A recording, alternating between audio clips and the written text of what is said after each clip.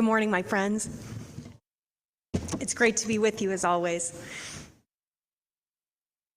Renowned American cultural anthropologist Margaret Mead was once asked by a student what she considered to be the first signs of a civilization in an ancient culture. And her answer was very surprising. We might immediately think of evidence as culture from ancient cultures as structural relics, pottery remnants, tools. Instead, Mead insisted that a broken femur bone that showed evidence of healing would be the evidence of the first signs of a civilization.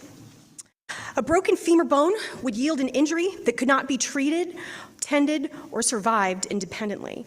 An injury of that magnitude would render a person incapable of making an escape from danger, would produce a significant wound a person could not tend without help, and would prove impossible for a person to meet their immediate needs, like hunting for food, building, and maintaining shelter. Mead believed that this particular kind of evidence, a broken femur bone, that's your thigh bone, by the way, that's that big long one, would demonstrate, that's the knowledge of my biology, human anatomy, that broken femur bone would demonstrate that care and compassion would be significant attributes of a culture, that at least one person would have provided personal care while the injured healed, and over a significant amount of time, and also at a substantial risk while relying on one another. Mead tells us, helping someone else through difficulty is where civility begins. So as we think of what we observe, let us use Mead's idea that caring for others and expressing kindness are hallmarks of a civilized culture, and the absence of these qualities in our actions signifies incivility. Here's another quote for us to digest together. This one comes from Diane Kalan-Sucre of the National Civil League. She builds on this idea, saying that civility cultivates the habits of the heart they need for self-governance. And our recent experiences likely have shown you an absence of our society's failure to embrace these habits of the heart as we navigate traffic, wait in lines in public spaces, and dialogue both virtually and in real time. In 2017, the Pew Research Center polled more than 1,500 leaders and tech experts, and 81% of these respondents indicated a belief that the tone of online discourse will either remain the same or get worse over the next decade. And we can see how that's played out so far in the years since 2017. A study on civility in America from 2019 from the same group, Pew Research, revealed that 93% of Americans identified incivility as a problem, with 68% of us regarding incivility as a major problem. When stating the effects that these respondents attributed to incivility, nearly 90% of those polled each of these behaviors with incivility: online bullying, physical, verbal, and sexual harassment, violent behavior, hate crimes, intimidation and threats, intoleration, discrimination and unfair treatment of certain groups of people, less community engagement, and feelings of isolation and loneliness. So we see the tether points to incivility and how the lack of civility in our culture and in our society can produce myriad negative effects. More data. In 2023, according to the American Bar Association survey of civic literacy, 85% of respondents believe civility in the U.S. is worse today than it was 10 years ago. So let's place these data points from the Pew Research Center and American Bar Association in context. Consider former University of Illinois at Urbana-Champaign Chancellor Dr. Phyllis Wise, a renowned Chinese-American biomedical researcher and academic leader who announced in a campus-wide email on Sunday, January 26, 2014, that despite frigid temperatures, classes would continue as scheduled the following day. Be aware, as I continue, you will hear expletives. Numerous U of I students took their outrage over attending class on Monday, an education that they were paying for. They took their outrage to Twitter, and within hours of the email's release, pushed the hashtag Hashtag fuck Phyllis to trending status. At Kelsbear9 tweeted at 4:25 a.m. that Monday morning, in a room with Phyllis Wise, Adolf Hitler, and a gun with one bullet. Who do I shoot? Hashtag fuck Phyllis.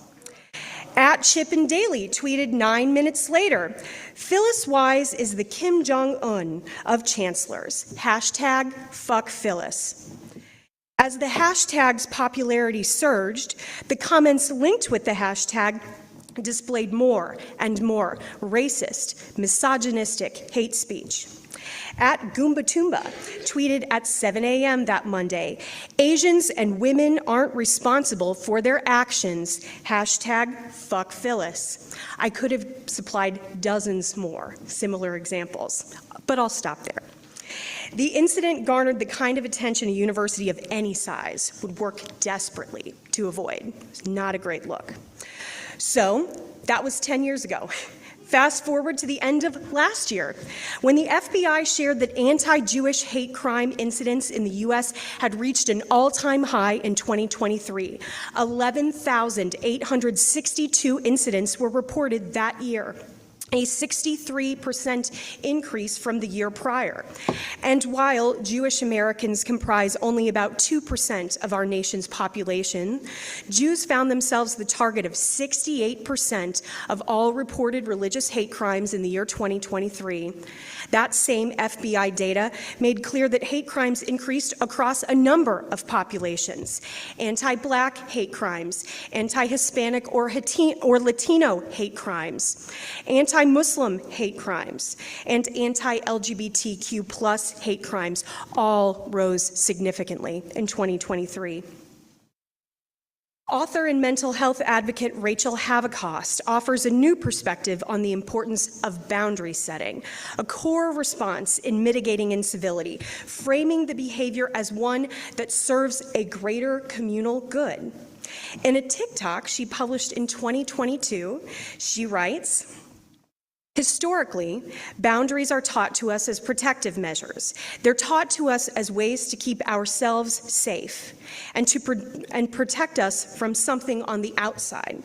But what not a lot of people are talking about is the fact that we have so many spaces and so many reasons to try and keep ourselves safe in the first place. Here are some good prompting questions as she continues on through her video. Why is it that there are so many instances where I'm required to protect myself from something? Why are there so many situations where I need to be able to manage somebody pushing back? What does that communicate to me? That communicates to me that we are still putting the onus on vulnerable people to build cages to protect themselves, rather than teaching powerful people how to put their weapons down. We are still teaching boundaries as if they are protective measures against something, rather than protective measures to keep everybody safe. It's the last part of her discussion that resonated with me and brought about dissonance, which in my experience is usually a good thing. In particular, it took me back to moments where I had witnessed mistreatment or unkindness of others. I began to recognize a pattern. The initial moment after a transgression, I first doubted what I attended. Did I just hear what I thought I heard? And then I tried to connect the offending statement with the speaker's presumably innocent intent. Maybe they just meant to say, maybe it didn't sound that way when they were thinking about it, but the filtering process would lead me to the trickiest part in the mental sorting system. Do I do anything about what I've just heard? Pushing back on the incivility we see, hear, and experience in daily life, seemingly now more than ever before, becomes not only something we do to defend ourselves individually, but in the context of Havicost's view, as a protective measure to ensure a greater safety and peace for all. I'm not 100% proud of the story I plan to share with you all now, but it does serve as an origin story for how this new viewpoint on boundary setting began to take hold for me. I was returning from an incredible weekend with friends in Chicago last fall. My travel companions and I were wired but tired as we took our seats on the Illinois Zephyr, an Amtrak route between Chicago's Union Station with Quincy as the final stop at the end of the line. And then 4 dudes, apparently rowdy Bears fans, who had left the game early to catch the train, boarded and sat across from us.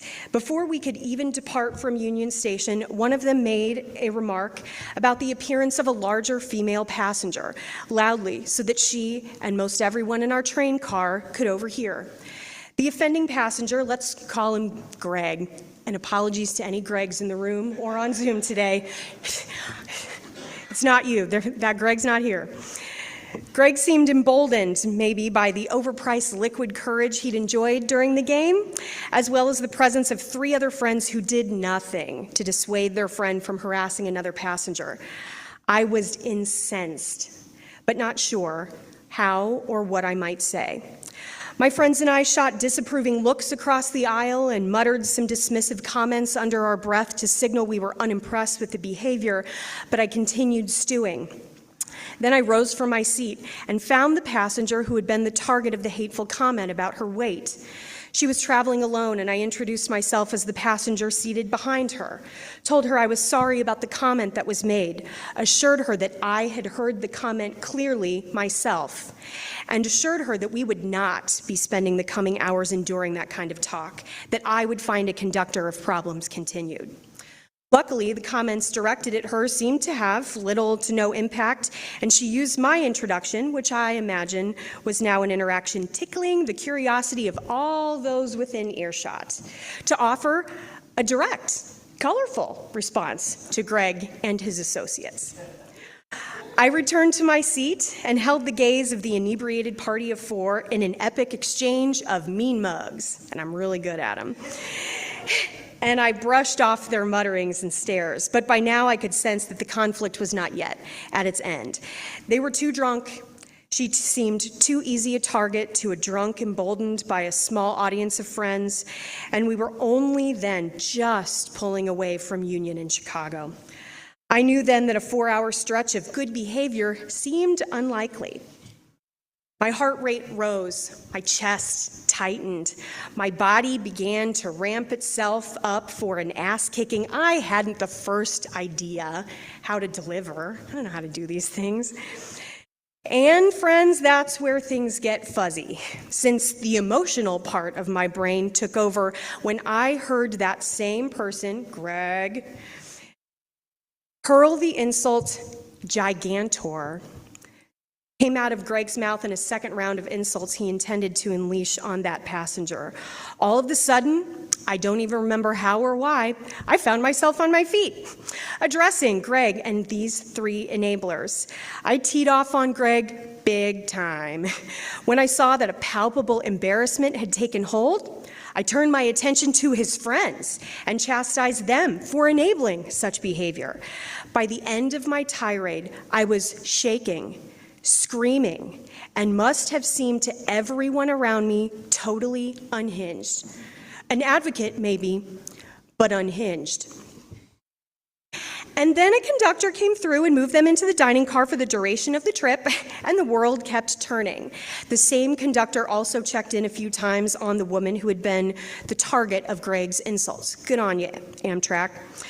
She seemed appreciative of his concern. My blood pressure eventually returned to normal. And like I said earlier, I'm not entirely proud of how I intervened here. I was glad I checked in on the targeted passenger and involved myself in not tolerating harassment. I don't know if anyone else would have said anything. It didn't play out that way for us to find out. But I did spend a lot of time processing this event long after it happened. I tried to pinpoint what the exact moment or what the exact offense was that prompted my action, brought me from sitting to standing, what took me from silence to screaming the phrase, "Grow up," right into the faces of adult men who were strangers to me. In the weeks that followed, I thought of the many ways this interaction could have ended differently.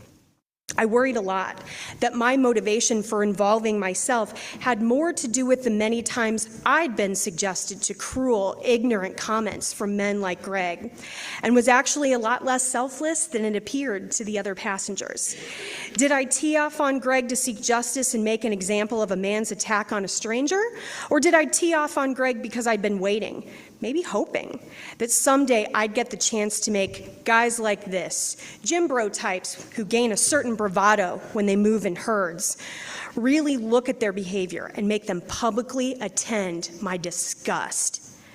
As someone who has struggled to reach a healthy weight all my life, I spent a lot of time wondering if Greg had entered the chat, so to speak, at the same time I found myself at the intersection of fed up and emboldened. My rhetorical autopsy of the event indicated that my action was motivated by much more the desire to avenge the decades of transgressions from strangers that made me want to feel shame for my appearance than the benevolent advocacy for a stranger. And eventually I resolved the dissonance by deciding that was likely this was a very human combination of both of those motivators that spurred me on that day. So how can we work together to use the eventuality of more incidents like the one I've shared to help move the needle in these uncivil times? What do communication and culture experts say about setting boundaries and reflecting the best values of the human spirit, especially when we're hot under the collar? Let's start, ironically, with silence. Silence can be a powerful tool in rebutting an offensive remark or action. Jason Gray, who earned a master's from Cambridge in public health, encouraged us to allow up to 10 seconds, which feels eternal, in silence. We allow up to 10 seconds of silence elapse before responding to behavior that's out of bounds. Doing so, he says, adds distance between what's been said and how you're going to respond. You're not going to deliver on that same plane, Jay reasons. He says that this approach gives you an opportunity to limit your own emotional response and withhold the reaction that an offending party might be seeking. Distance communicates that you have boundaries and that you won't tolerate disrespect. Letting a crude remark hang in the air, especially if there are others who will also hear and reflect in your silence, is a great way to signal that the vibe has shifted. If you decide to speak up and confront, experts encourage us to use questions or statements. Statements like, "What you just said was beneath me," or "No one in this room is impressed with that kind of talk," or "Good people don't speak that way." Offer a firm, instantaneous boundary, more of a defense strategy in my mind. You draw a line. You reflect, our culture doesn't accept this. Questions, on the other hand, shift the focus to the person whose behavior you've called into question. Questions like, "Are you saying you think that X?" Or, "What made you think to say that out loud?" Or, "What part of that did you think I'd find funny?" They shift the attention back to the offender and task them with explaining or legitimizing their comment, which they are not often prepared to do. Ryan Dunlop, who helps leaders navigate conflict in the workplace, says, "Experiencing disrespect doesn't strip you of respectability. It doesn't take away your intrinsic worth. What it does is challenge your self-respect, making you feel like you've lost something." And hearing Dunlop's perspective on responding to incivility brought something front of mind. Part of the disappointment that I harbored in myself with the train incident of 2024 is that I took Greg's comment as a challenge to my own self-respect. And I allowed myself to go along with the fallacy that the right kind of verbal assault could restore what I believed Greg's words had stolen from the collective good guys aboard the Zephyr that evening. Dunlop goes on to say that respect isn't something that can be taken from you. It's something you give away the moment you allow your dignity to slip while fighting to prove your worth. With this in mind, I think about ways to push back against behavior that contributes to our collective incivility and imagine dignity not to be a limit our manners prevent us from crossing, but a reflecting tool in showing problematic behavior through a lens of compassion and helpful intent. In some ways, I'm reminded of the main character the late Patrick Swayze brings to life in the 1989 film Roadhouse, and I call upon the wisdom from this film pretty often. James Dalton, who's portrayed by Swayze, works as a cooler, a lead bouncer at the Double Deuce, a rough bar, managing rough customers not totally unlike Greg and his friends, and is tasked with bringing the unruly culture of the establishment back from ruin. Dalton imparts 3 rules to fellow bouncers as they prepare for a new day at the Double Deuce. 1, never underestimate your opponents. 2, take it outside. And 3, my most important and cogent of these, play along if you're familiar with this. Rule number 3 is 2 words. Be nice. Yes, be nice. It's the be nice part here that I think aligns with Dunlop's perspective on dignity. In maintaining our dignity and confronting oppressive behavior, we keep the focus where it belongs and give an offender the greatest opportunity to see what's damaging about the behavior and change it. Withholding an emotional reaction allows us to better act as that reflection point that illuminates the standards by which we seek to engage. One of the hardest types of uncivil behavior I've struggled to work against involves disguising hate as humor. And just as experts say humor can be a tool we use in responding to incivility, author Walter Mossy Williams III helps us understand how positing words or actions intended to demean under the guise of humor is an increasingly popular way we see covert incivility. He writes, "Much of the worst hate starts as a joke. It first begins this way to test the waters. It is meant to feel the room and keep plausible deniability. There is no responsibility when one is joking. When confronted or challenged, there is still room to escape with things like, 'You're taking this too seriously.' 'Everyone is so sensitive these days.' 'Your generation doesn't know how to laugh.' Or, 'I'm a comedian, not a sociologist.' In a simpler translation, these phrases normally mean, 'I am not responsible for the things I say unless you like them.' The statement and questioning approaches can work well here.